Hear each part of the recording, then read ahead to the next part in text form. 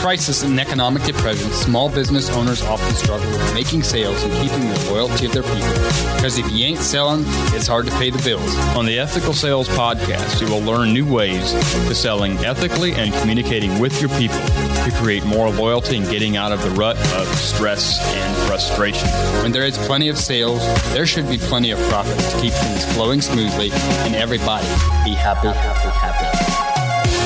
First of all, as a leader, you have to be able to lead yourself. If you can't lead yourself, you can't lead.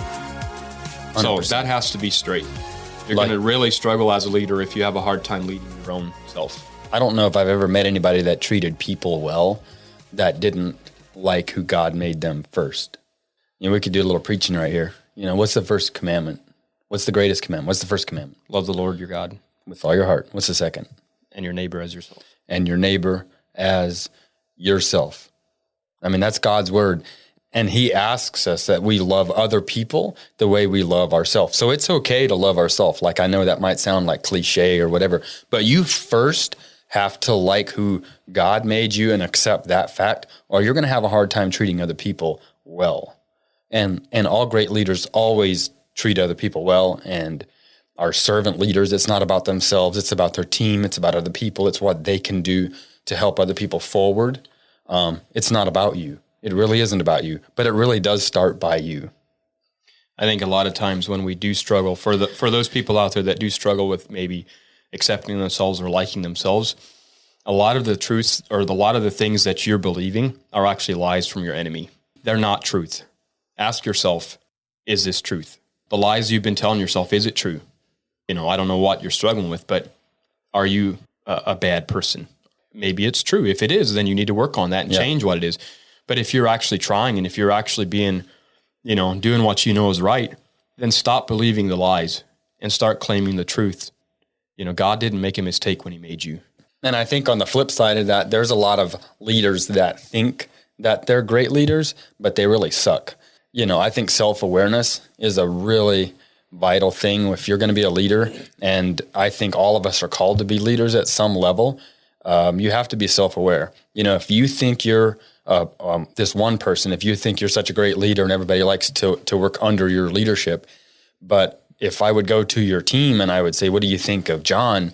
And they all say, we would love to have a different leader, or we don't like being under his leadership.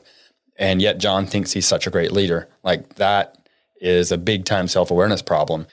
Hopefully, if you're a great leader, your team also says he's a great leader. And it doesn't mean that we don't make mistakes, but it means that we're vulnerable and we're okay to admit those mistakes that we made to our team. Like, people would rather have a leader that admits that he made a mistake and fess up to it, and we work forward, because nobody likes anybody that thinks they're always right.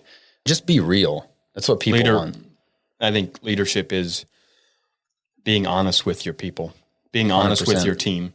And sometimes the hard thing is to be honest. The hard thing is to have the hard conversation. You know, we tend to want to tell people what tickles their ears and what they want to hear, but that isn't always the thing that helps. Mm-hmm. And so being real to your people, if you're a real leader and you really love your people that you're working with, your team, then you're going to want to help them the best way you can. And sometimes it's just being sitting down and saying, hey, is it okay if I'm just honest with you? Is it okay for me to tell you some things that might be hard for me to tell you and for you to hear? Is that all right? And I think most people are going to say, no, that's what I want you to do. You know, every great leader is going to invite feedback too. What's your team saying? Is it true? Even if it's not true, or you think it's not true, you need to take it to heart and evaluate it. And if it's true, change it. You know, that's how we get better. And energy is a big thing. If you don't have energy, you can't give energy. And that's one of the big things that leaders give to their team, to their people, is energy. Mm-hmm. They want to be around you. If you're not giving energy, then people are not going to want to be around you. You're either giving or taking. And subconsciously, our brain always tells us, you know, I like talking with this guy, or I don't like talking with this guy. I've had people call me and are like, I think the conversation went great with their prospect team member or whatever. Then later I'm like, hey, how'd that go? And they're like, I could never get a hold of that person again. I can guarantee most of the time, if that's something that happens to you over and over, it's an energy problem. People, like, subconsciously, their brain will tell them, I like this guy or I don't like this guy, because either you're giving energy or you're taking energy. There's almost never that there's a neutral zone. My goal always, when somebody calls me and I answer the phone, my number one goal is when that person gets off the phone, that he has more energy when he got off the phone than when we got on the phone. That's my number one goal, always. There's a lot of times I don't feel like answering the phone. I don't even feel like talking to that person. I find for me, if I answer the phone in the right way, I answer the phone upbeat, I'm happy. When I get off the phone, I can guarantee there is many a time that phone call did me more good than the person I talked to. Because giving that is also a way of receiving that. You can set that tone right away on the phone call without even saying anything except, what's up? The way you answer the phone. Yep. There's a place maybe to say, hello when somebody calls and you don't know who it is or whatever. That's fine. But if you have people calling you that you're in contact with, don't answer the phone and say hello. Hello. That's like hello. That's like you don't even know who's calling. Right. Like when you answer the phone, say, hey, what's going on, man? Right. Or say, what's up? Hey, good to hear from you, man. How you been? Set that tone right away with just the way that you answer, and you've already elevated their emotions right away without even saying anything. Just the way that you've answered the phone, and it's going to set the tone for the rest of the conversation. Somebody might call you and be discouraged or whatever. Hey, you've set that tone right away to have positive. If your wife calls you, hey, baby. I think one of the biggest traits with leaders is giving energy. I think it's 100%. Huge. Giving energy, changing mindsets. I think for us in the business that we're in, our number one job is getting people to have a mindset shift, to have a mindset change. We're not out here selling a product. We're out here selling a life change. We're out here getting people to think different, to think more, to think and realize that their goals and what they want from life is possible. And even a lot more is possible. They might say, hey, I want to make $100,000. Oh, great. You know what? $100,000 is good, but what if I could help you make $300,000? Let's change to that level of thinking. If you're going to fail, do you want to fail at 100 or do you want to fail at 300? It's having those conversations. It's stepping that up. When you have that conversation with somebody, they go, oh, wow, this is great. Maybe I could have that airplane that I never really thought was possible because my dreams and my goals are too small. Because nobody stepped their leadership up and helped them to think about the fact that, 300 is possible. I like your 100. That's great. But let's not stop there. That's just part of this process. Let's blow through that. Let's put a plan together that is actually going to get you to 300. Well, how's that sound? And you have that conversation with almost everybody from your team in our business.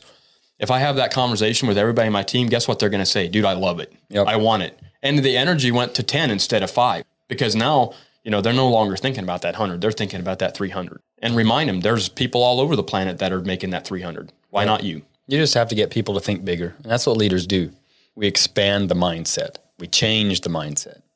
And that's often what it takes for you to take your team to a different place. The reason that you're stuck where you're at right now is because of your mindset. And when you change your mindset, and as a leader, we have that chance to change mindsets in people. Oftentimes, going from, we're using those numbers, 100 to 300, it's really not more work. It's just doing things at another level. It's just taking greater action. It's just spending $10,000 in marketing maybe instead of $3,000, which really, it's not that much work. But it's the energy in your voice. If I answer the phone and I'm like, hello, how are you doing? And I'm talking, and I can say the same things to that. We work with a lot of riffers. So I say the same thing to that riffer and I'm like, yeah, this is how you would do it. Yep, you're thinking right. All those kind of things. But if I answer the phone and I'm like, my energy's at a different level, the exact same words do so much more. And a lot of times in sales teams or in, the leader of the team, oftentimes isn't saying the wrong things. He's saying the wrong things with a lack of energy or a lack of motivation and all of those things. And then you're going to have a hard time getting buy-in. But if you're like enthusiastic and energy and you're going to get much more buy-in and the enthusiasm is going to go up, the energy is going to go up. And that's what it takes to mobilize your team. The other thing too is if you're selling a service, when you go out there with energy and you show the building owner, in our case, roofing, commercial roofing, you show the building owner you're excited about what you're doing, guess what he believes? He's not going to ask you how long you've been in business. He's not going to ask you how long you plan on being in business. He's not going to ask you those questions because you're conveying to him that I'm excited. I'm long term. You're not saying it, but you're saying it without saying it. Yeah. So, we've had time after time after time. We've had building owners tell us, I can tell you guys are excited about what you're doing, which meant we are not some fly-by-nighters. We're excited. And so I've had people in my life that have told us, I can't believe that you guys have stayed excited for 10 years like you are. Like, you're still just as excited today as you were the day you started. I'm not saying that to honk a horn or nothing. I'm just throwing it out there to say, if you want long-term success, you have to stay fueled up. You have to put yourself around people and leaders and other leaders. You know, you have to have leaders leading you. You have to have people leading you. You know, if you're the top of the chain, then you're going to burn out. Yep, you're going to get so comfortable. You're not going to stay hungry, all those things that it takes. You know, us as people, as leaders, I don't care where you're at, you're just like your car or your truck. Every now and then you got to pull into a gas station, you got to fuel her up, or you're going to be sitting beside the road dead. And we have to do that. And so you have to swing in at a gas station every now and then for ourselves and fuel her up. So we have to figure out, what is it that fuels us up? What is it that keeps our tank full so we can keep other people's tanks full? That's what leaders do.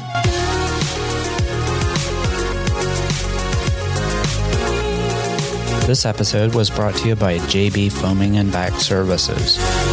If you're a roofing contractor looking for rock removal, gravel removal from a roof, simply reach out to JB Foaming and Vac Services at 330-680-1232. Again, reach out to JB Foaming and Vac Services at 330-680-1232 or find them on Facebook.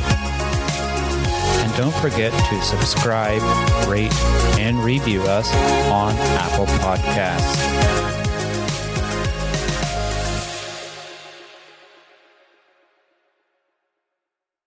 This episode was hosted by the Max Potential Podcast Network. Find more great shows at maxpotential.com.